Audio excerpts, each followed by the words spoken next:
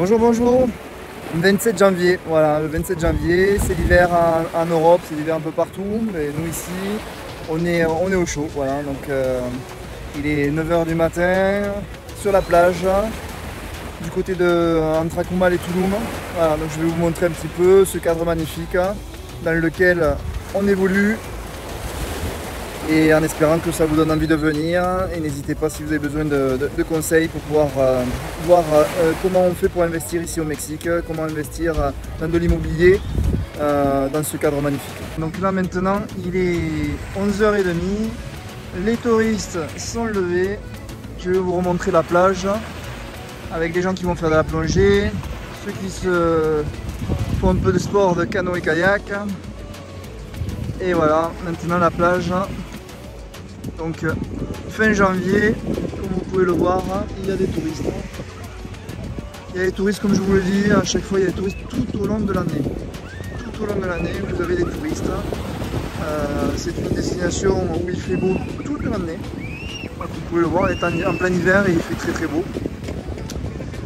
Donc si vous vous posez la question de savoir si ça vaut le coup d'investir dans un appartement, un studio, pour faire de la location en Airbnb, et la réponse, je vous la donne. Effectivement, c'est très très rentable. Bon, bien évidemment, il faut choisir un emplacement optimal, mais si vous prenez un studio dans Playa del Carmen, bien situé à Tulum, vous êtes sûr d'avoir une occupation toute l'année qui vous permet d'avoir une rentabilité entre 8 et 12% en fonction de l'emplacement, de la résidence, des services qu'il y a dans la résidence dans laquelle vous avez investi. Alors la question que j'ai régulièrement, mais oui, mais moi qui suis pas sur place, comment je vais faire pour pouvoir gérer et organiser les entrées, les sorties, est-ce que vous vous en occupez, vous Daniel, de tout ça, comment on fait? Alors, moi je vous mets en relation avec une société spécialisée qui elle ne fait que ça, c'est-à-dire qu'ils vont me faire de la publicité pour vous sur tous les réseaux, se mettre en contact avec les agences de voyage pour optimiser l'occupation de votre appartement. Pourquoi? Parce qu'ils touchent, eux, ils sont payés que quand ils font de la location. Ils prennent 20 à 25% en moyenne du coût de la location. Et donc leur but est de remplir au mieux votre appartement. L'avantage, c'est qu'ils vont organiser pour vous l'entrée, la sortie, le ménage, l'entretien, s'il faut changer les ampoules, s'il faut réparer quelque chose, ils s'en occupent. Ils vont payer les factures d'eau, les factures d'électricité pour vous.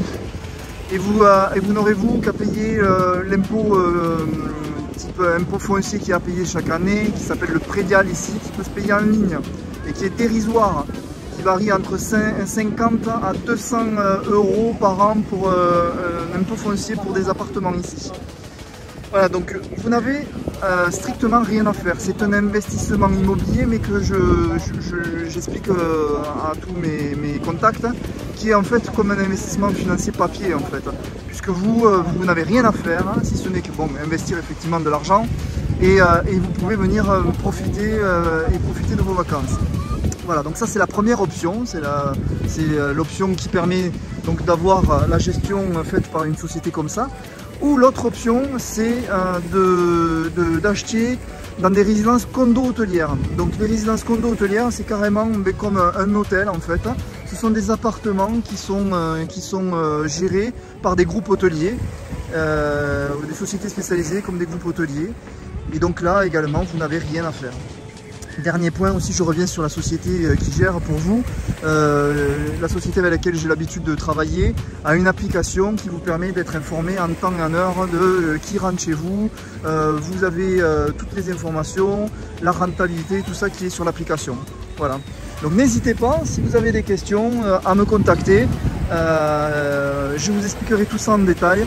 Et voilà, donc je vous remontre encore. Voilà dans quel cadre nous vivons. Et là donc en ce moment il y a beaucoup de Canadiens qui viennent passer, qui font de la location de 4-6 mois pour fuir le froid chez eux. Donc c'est pour ça que nous avons beaucoup de personnes francophones, des Québécois qui viennent en vacances ici. Et sinon ce sont des Américains, ça arrive du monde entier en fait, il y a des touristes qui arrivent du monde entier.